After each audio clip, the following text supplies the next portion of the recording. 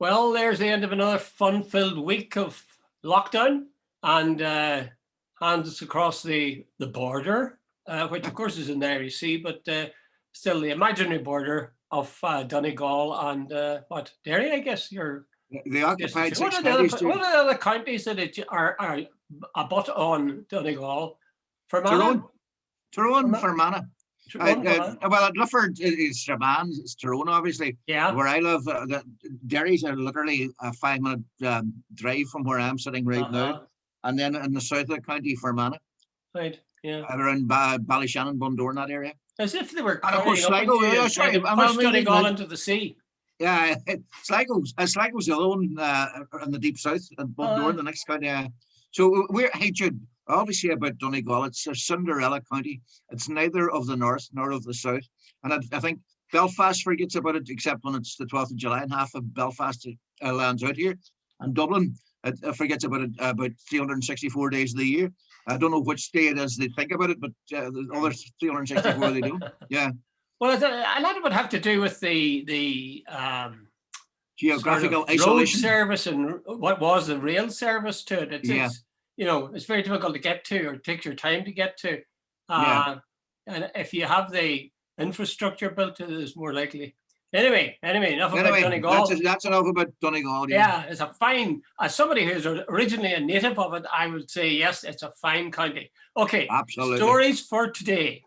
The first story we're going to start with is I read it in the Belfast Telegraph online, but it's in every paper, and it's a report about how the funeral of Bobby Storey, the senior Sinn Féin man, was conducted. And you remember at the time there was a huge hoo-ha about the size of it and the lack of social distance and God knows what. So they had this study to see whether or not things had been observed the way they should have been. So do you want to take it from there, Pat?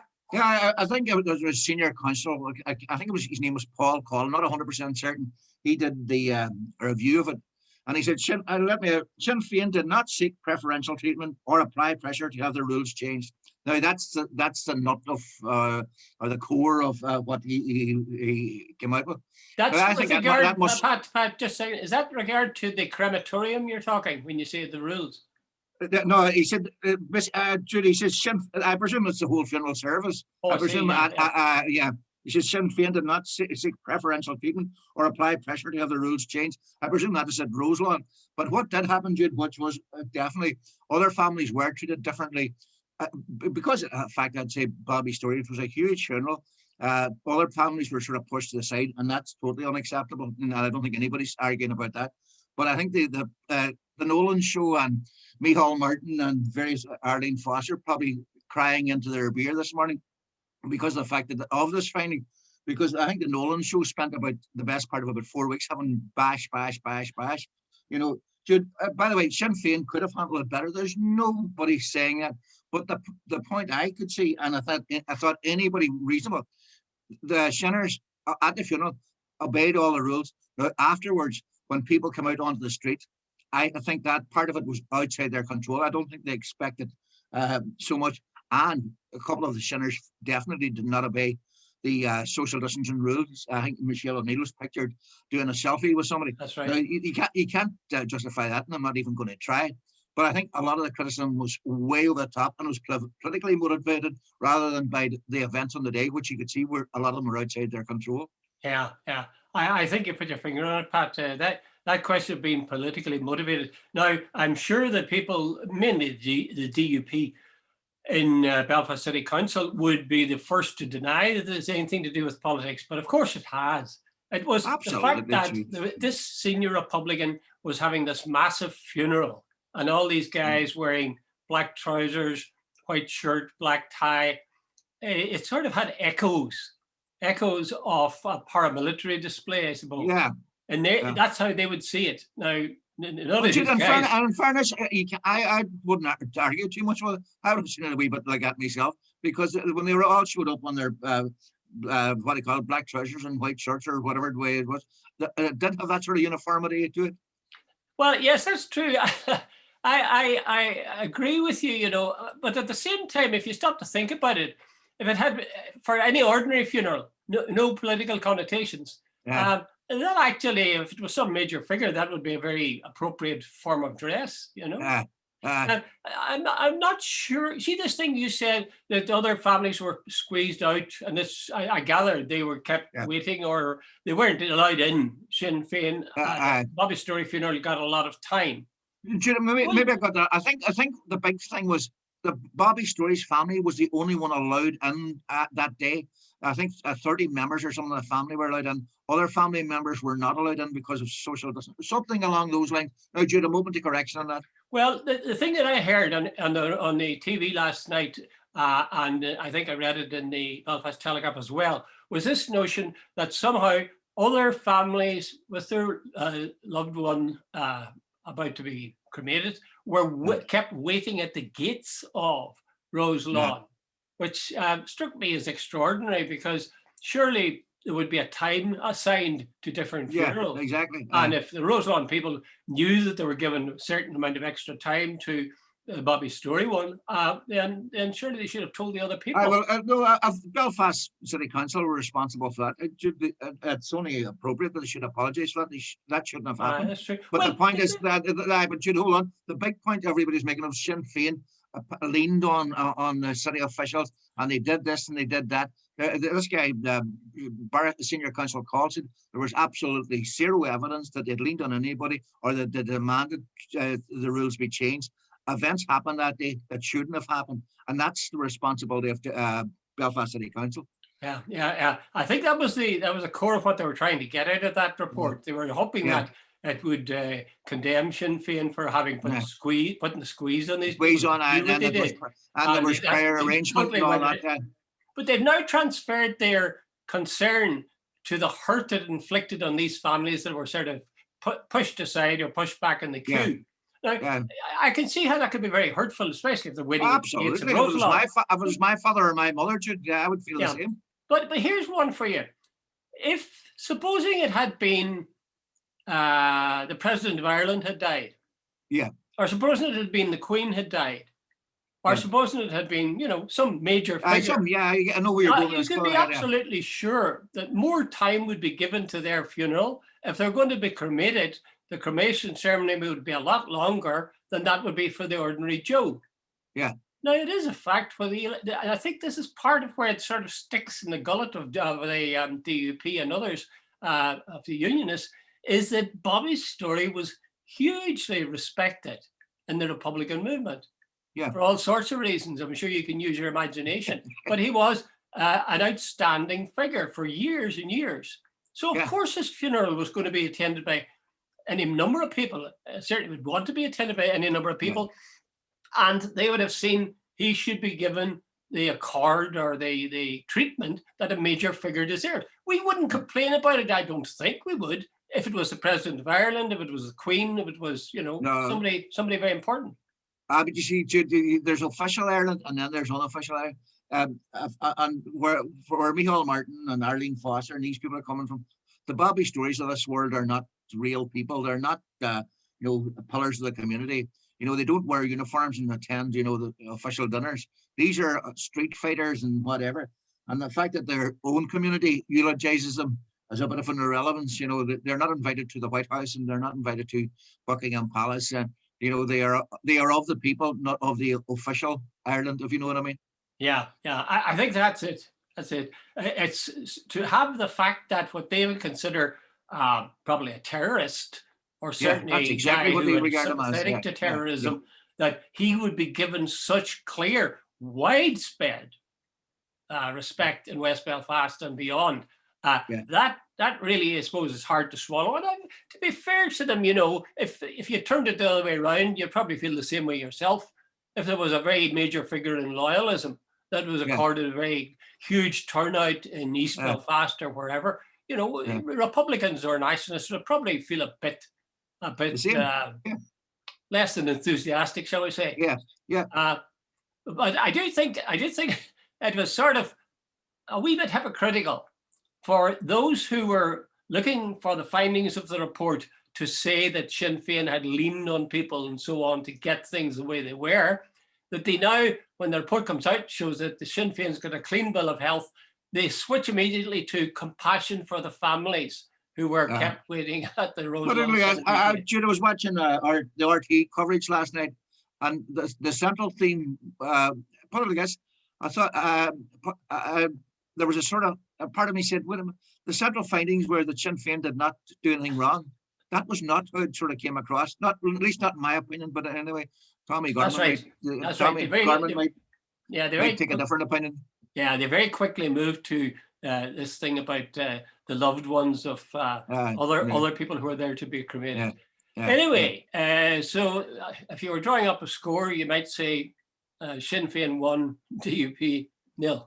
Yeah. Shouldn't talk about that. That sounds very disrespectful. Or the Nolan show. I don't mean no.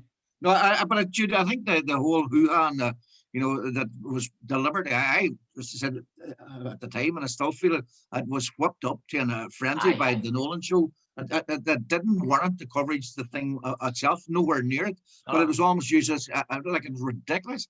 By the way, Sinn Féin are not blameless, but the ridiculous thing that the way it was put around was, it was never that case. I know that it's been found that they didn't do anything wrong. So hard cheese. Isn't it odd how people? I just will leave it at this item anyway. Isn't it odd the way people find it almost impossible to face what they know is a truth? Yeah. Like the truth is. Look at the Capitol riots in America at the Capitol building. The Republicans are basically telling the American people, look, it didn't happen. What you've seen and what you've been told didn't really happen. Anyway, they're basically saying Trump is like there's still 74 million Americans probably who think nothing to do with Trump. Well, maybe they should get in touch with some of the wings of unionism here. They could have many things in common. Okay, right. Let's move on to a slightly smaller but quite important little item. And this appeared in the Irish Times, and I'm sure it appeared elsewhere as well. And it was relating to a part of Donegal close to yourself, a relative. Clonmany. Clonmany. God, yeah. How far is that from a Clonmany from me would be about 40 minutes, 35 minutes. It's deep in the heart of any show. Yeah, it's a lovely wee place. It really is a beautiful wee place. And Clonmany, I think means the Monk's Meadow. It's from the old Irish. Is that right? Isn't that interesting? I never thought of that. I think the Monk's Meadow. That's it. Anyway, bottom line was. There's a priest there, I think he's called Father Brian Brady, and there's a guy called Jude. He owns a local centre store, and he was saying that earlier this week, a lot of the older people come in and says this will be the first time, and living memory that be no ashes on Ash Wednesday, and he thought about it, and I think he went to the local priest. I think the priest is called Father Brian Brady, and anyway they come up with this scheme. I don't mean that in derogatory or pejorative. You didn't say scam, did you? It was a scheme. No, scheme. And they said what happened. Father Brady would bless the ashes, and they would put them in these sort of like sauce pots. And when people were coming in for their groceries, they would give them the ashes that were blessed. And they put in the little containers. Little containers. And anyway, the bottom line was they thought 200. No, this is a small place. They put 200 of them out, and they thought that'll be grand. Within a couple of hours, they were all gone, and they had to do, I think, something like 200 more. So, and it's like, what do you say, self-service ashes type thing. Take away. But the Father Brady, the thing in the Irish Times, a lovely quote at the end of it, which I think should be shared about the fact that he says, it's been very rough, and people have felt they couldn't do much. But by sticking together as a community, they're helping each other. He says that there's been sunshine this last couple of days. People are no longer feeling helpless. That I think they've formed this group called Clonmany together. Jude, that is a lovely, lovely thing about a lot of Irish wee small towns. These are the salt of the earth type people, and they're looking out for each other and looking after each other. And I think that's fabulous. I think it's a lovely message to send out as well. Yeah, very, very good. I thought it was a nice story. It would be easy to make a laugh of it, Of course it is, and I'm sure all the Dublin 4 types will be. But I don't buy that for sure. But I think it's I do think it's nice. I would get the ashes myself, if it was normal times on an Ash Wednesday. One of the interesting things I noticed when I was working in the University of Ulster was that on Ash Wednesday, the Catholic students or students from a Catholic background, all of them virtually would have gone to the mass for, or the distribution, usually it was a mass along with it, the distribution of ashes. Yeah. Which, these are people who maybe wouldn't have darkened the door of a church at any other time of the year. And I used to scratch my head and this thing from my hair and say, why is that? Why is that? I have a theory about it, but you tell me what you think. I was going to, no, I'll let you, because what do you think it was? Well, I'll tell you, I think it was because, well, in part it was an interesting and visible connection with the tradition of Catholicism they'd come from. But above that, beyond that, I think it was a political little message it was sending. Because can I stop you? I was going to say, I think it's more to do with politics and religion. No, you carry on. To be honest with you, I think there's some truth in it. But at the same time, if you stop to think about it, it's a grim sort of, I mean, you could do the same thing. And well, it wouldn't be near. What do you mean, grim? What do you mean? What do you mean, grim? Well, what do you mean, ashes is great. The ashes themselves. When I was a kid, the priest used to put the ash in your head and your forehead, and he would say, "Remember, man, that thou art dust, and unto dust thou shalt return." So it's saying you're made up of nothing really, and you're going down into the earth again. Yeah. For a kid, that's sort of scary. That's a cheering thought. Yeah, I remember the first time I went to a funeral here. That did a lot for me, psychological welfare. But actually, in recent years, they had changed that. Now, some priests have changed and some haven't. I don't know how they changed it. I've forgotten the wording they used, but I don't know. God keep you, or some other much softer version of the same thing. But there are priests certainly who still say, they don't say "remember man" because then they get into trouble with feminism. They say, "Remember that thou art dust, and unto dust you shall return." I think that's actually. I know one way of looking at that, Pat, is that that's a terrible thing to remind people of. Another way, it's sort of sensible. No. Yeah. Should we? I like you sit here spending time thinking about death. Jesus, give us a break. Well, just occasionally. Like once or twice, Pat. Jesus, hey, in the midst of life there is death, but in the midst of death there is life. I'm taking it the other way. But anyway, I thought it's a very interesting one, and I suppose if you were a priest, I know the chaplain in the university used to. Tell us this with some pride, but actually, I'm sure he himself knew that there was a political edge to the thing as well. Jude, someone you said when you were setting that up, you said they were rarely seen inside a church. So suddenly here in Ash Wednesday, 75% of the student body has got ashes on, and they haven't been seen inside any church. Come on, that's politics, not religion. Well, it's better than nothing. Better than nothing. And actually, if you remember. No less a figure that Ian Paisley would have supported it. Because you remember, when he said whenever the Good Friday Agreement was signed, he was willing to meet with Sinn Féin, but they'd have to come in sackcloth and ashes. Yes. See, hey, Jesus, come on, you were struggling really to tie that one. That's what I call it. First thing that was a tenuous link. Yeah, right? Jesus, yeah. You really stretch him to come up with that one. Okay. Right. Leave the subject of ashes and death, which clearly you're very reluctant to be realistic about. Yes. We'll move to something closer to your heart, and that is money. Money, yes. The Irish Examiner and other, any number of newspapers have talked about this morning, and the radio and the TV, and that is the Ulster Bank is pulling out of Ireland. I think it's north and south, is it, Pat? No, just the south. Yeah. Well, I tell you, they're not doing very well in the north either, because I remember being at an Irish class now 15 years ago, and there was a woman who worked for the Ulster Bank there, and she was on tenterhooks about whether or not her job was secure. And there were branches closing down right, left, and centre. In fact, any bank would be difficult to have, but Ulster Bank is closing in the south at least. So what's the detail and what's the story? Well, Jude, I'm not 100% certain. I think there's about 2,500 jobs at risk. Yes. Jude, the bottom line of it all was, hey, I should explain it this way, and I think this is what's happened. When I worked in my other life, when I worked for Trinity Mirror. I was sort of part of the management team, and I remember one time that I think it was the Donegal Democrats. The Trinity Mirror owned the Donegal Democrat as part of the Derry Journal Group, and the whole tax returns for the big Mirror Group, who was 300 or 400 papers right across Britain and all the rest, couldn't be sent to the revenue until they got in this wee bit from the south of Ireland, which had been held up because there were different tax rules. And I remember a couple of financial bigwigs being really pissed off about this, saying, really, we should sell this. That's like the tail wagging the big dog, and so on. So I think there might be an element of this, and in regard to with Brexit now, the south of Ireland, not West, own the Ulster Bank, and I think they're going to bring everything onto the one format rather than having a whole operation in the South Ireland. But Jude, here a quick also summary.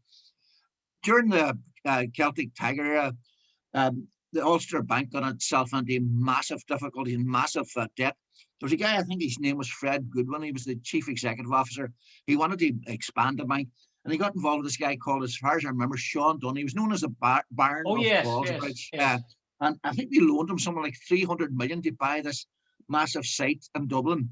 And he was going to build this, like a 7-star hotel or whatever the hell they call it. A temple to Mammon. A temple to. But the bottom line was, it never took place. And even the experts said, even had he been able to build the thing, he would never been able to build enough rooms in it or enough stories on it to get a return. Bottom line is, the Ulster Bank ended up in debt to 15 billion, and had to be sort of what we say, saved by the British taxpayer, and it's never really, I don't think it's ever returned to profitability. So I think between now, the recession, COVID, and all the other things, Brexit, I think the boys, the big guys in London or wherever, have pulled the plug. So did you say over 2,000 people's jobs? I think it's 2,500. I'm not 100%. It's over 2,000. Clearly, for those people, that's a bit of a disaster. But absolutely. What about the people who are banking with Ulster Bank? I gather that there's a lot of people who have got mortgages from the Ulster Bank and what they call tracker mortgages. Yeah. And I think I heard one of the Sinn Féin spokesman, Bobby Storey, talking about it this morning, and I think he was saying that people who had tracker mortgages with the Ulster Bank, they shouldn't panic, that they should, because I think they're paying, 2.5% or something. Yeah. But there's a danger that they could find themselves in circumstances where they'd have to pay far more because there's vulture funds. I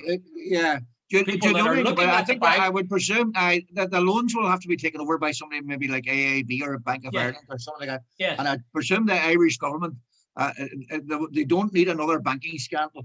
So, and I would also presume if I got a tracker mortgage with the bank, that's the legal thing.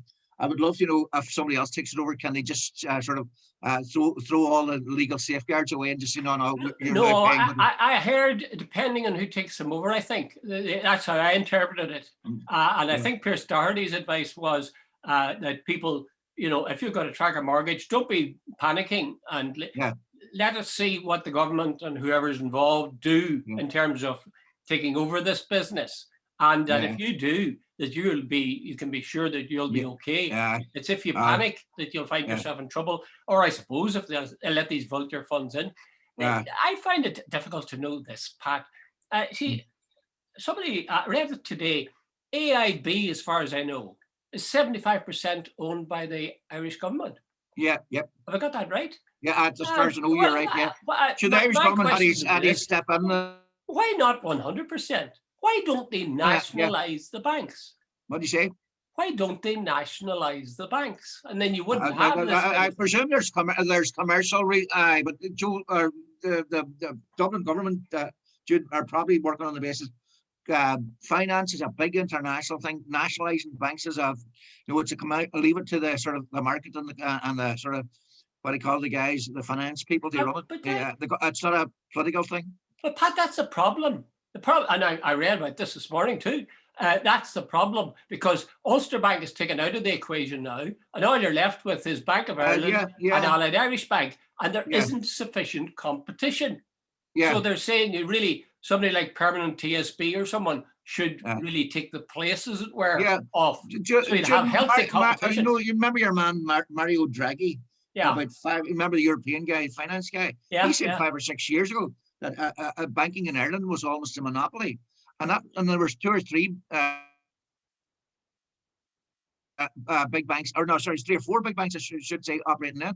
When Ulster Bank goes, it's going to be AAB and BOA. They're called pillar banks, and they'll be able to, like, all it will do need is one phone call from one to the other, say, hey, we'll charge interest, we'll do this, Yeah, and like, yeah. there's, you know. Yeah, well, that's all the more reason I'm saying why the government should be state owned, because Yeah. people are depending on whether or not you've got a good relationship with a bank, you will or you will not get money to have a house and live in and own. Yeah, So absolutely. that's a pretty basic need. So it's Yeah. connected to your having a home. I would argue that that's almost so basic that the government should be in charge of it. The same as what, you Yeah. know, they Jude, talk about. I'm not disagreeing with you. In fact, I agree a lot of what you say.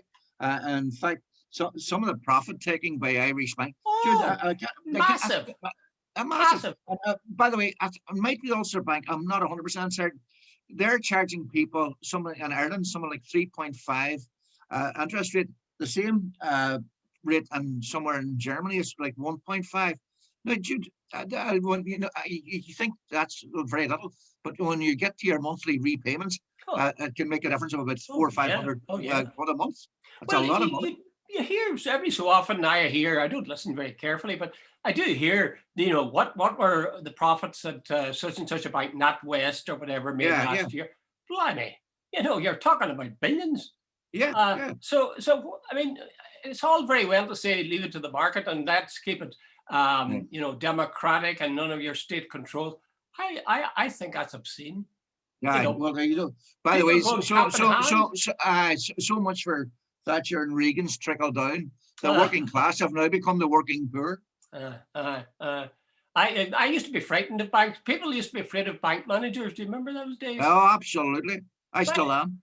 my wife, for a long time after we, remember the hole in the wall emerged? Yeah. Or the good old before the Yeah. hole in the wall days. Well, when the hole in the wall days before there came, was a hole in the wall there. well, that's right. It has been pulled out in several Yeah, cases. they're pulled out, But, exactly. And my wife was very reluctant to use it. She believed that it's much better go in and show your face, and have a relationship with the people that are behind the counter. So, well, she got over that pretty quickly because, I mean, the hole in the wall She is had no much choice. easier, Yeah, especially when they don't charge you for it. But yeah. if you go into a bank now, it's a sort of a scary experience. It's like a ghost city. There's virtually Absolutely. nobody there. Yeah. There's a Jude, series of when I machines. was growing up in Letterkenny, if I remember correctly, Letterkenny was a small town there. It's much bigger these days, but back then there was, I think, 4 if not 5 banks. Jude, they're nearly all closed now, and as well as that, it's like ghost town because, as you know, most banking has gone online. There's a wee place called Rafo, I think, just about 20 minutes away from here. I think all the banks in Rafo have closed now. The days of personal service and bank tellers and cashiers and people you knew them by their first name, that's all gone. But you see, I think there's a whole, huge revolution in terms of the way that money goes from hand to hand. I watch when I go, when I did go to the local Centra or the equivalent, and I watch people in the morning, especially guys going and they get a sandwich and maybe a cup of coffee and to take away with them for going to their work. 9 times out of 10, in fact, 99 times out of 100, they will use a card. Right. No, money doesn't pass from hand to hand anymore. No. So, And Jude, by the way, let me get some. Do we need banks at all? I mean, apart from I don't know, Jude, but someone. Here's where my conspiracy theories. See, the day we go to a totally banking society, Jude, we are. I can't use that. There's a verb I could use, but we are totally ruined because what do you call it? Very simply, then everything we do is traceable and trackable. See if I want to pay for my coffee and my sandwich with money, like that's between me and the. See when I play by card, oh, he was there at that time, and and somewhere in the back of my head, that does my head on it because I hate the idea that they can that the big brother can track everything that I do. I think you've got a guilty conscience, Pat. I wish what are you up to? No, What? you know, Jude, I What sort remember of reading. deals are you working there? No, I remember reading a book years ago called Jeremiah Johnson. It was about a guy. He was a sort of hunter, and he kept, going away from civilization. It was set obviously in the American West. He was a mountain man, and he kept running away from the encroaching civilization. He wanted to be free. He wanted to be living without the rules and regulations of society. I think and I don't like the conspiracy theorists, the Looney Tunes. But someone I would like the idea that there are some things in life you just do and there's nobody tracking you. Our phones tell us where we are. Our banking tells us where we are. If you ever watch hey, I've taken to watching Vera. I love that series. It's on for about 2 hours at night. Some of them apparently are quite old, but you can find out what somebody he paid for his petrol at 9:03 on the M1 and all that sort of stuff. This is how modern technology works and how modern detective shows work. Well, I think it's almost overkill. And you're quite right. And at every turn, our movements are recorded one way or another. Because, as you say, if you buy a sandwich or a bun or a cup of coffee somewhere, they'll be able to say you did it at 3 minutes past 9 or whatever. But if you have a phone, that in itself is quite sufficient, because the phone companies, as far as I know, the phone companies, if necessary, can follow every movement and every place you were and the time. There was a famous murder case in Dublin where the guy, he said he was in a certain place a couple of years back, and they triangulate, that bounces off that one and that bounces off one. He couldn't have been there. So he was actually convicted on the basis of that there was total contradiction. He claimed he was in one place and the phone proved he was in another place. That was the forensics, basically. Yeah. Well, okay. Well, we'll have to wrap this up maybe. But I actually, I suppose I should worry more, but I don't care.